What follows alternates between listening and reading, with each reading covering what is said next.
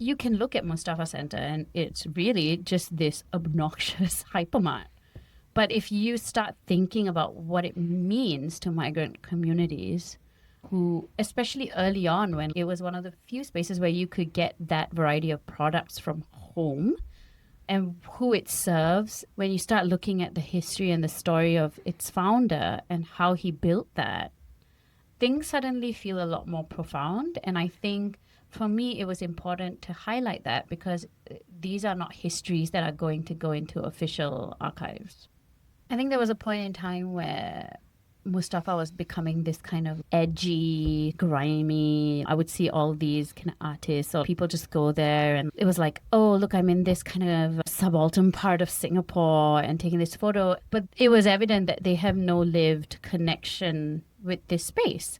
And then it was also just this point where during COVID, it became this super spreader space. There was a lot of racism around that. People were like, oh, of course, it's because these workers go there. And that was awful. For me, it was like, I just think there's communities that have a very different relationship with this space. My mother has been going there since I was a child. And there were times where she could not find the things she needed to make the food she wanted to if she did not go to these places. So it is far more important and historical to us than where you go there and you just put on some clothes that they have there and you take a picture in a shopping cart or whatever and you put it on your Instagram and you come across as indie or vibey or whatever. And I think that's just what I was trying to say. I think claiming something as your own is such an act of tenderness as well, which is to say, we'll take you. We'll take you. Yeah. Yeah, I really like this line as well. Able to smell my grandfather in your stack of Mysore Sandalwood. So I think when I wrote that poem, I was just imagining, it was this magic realist moment where I was like, what is a space I can go to where the smells and sounds and textures of what feels like my childhood or feels like I belong exist in this city.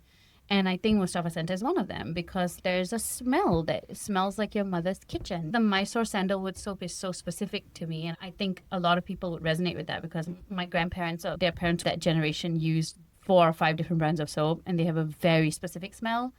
But if you enter the aisle, you can smell that. And for a second, you're transported. It was about how so many times you can walk through this city. I've been here since I was 1.5 years old, right? So I've lived 42 years in this city and I still sometimes feel alienated, right? Just in so many spaces I feel othered. But what if I spoke to Mustafa Centre as a space that gave me belonging, allowed me to feel like I belonged for a second?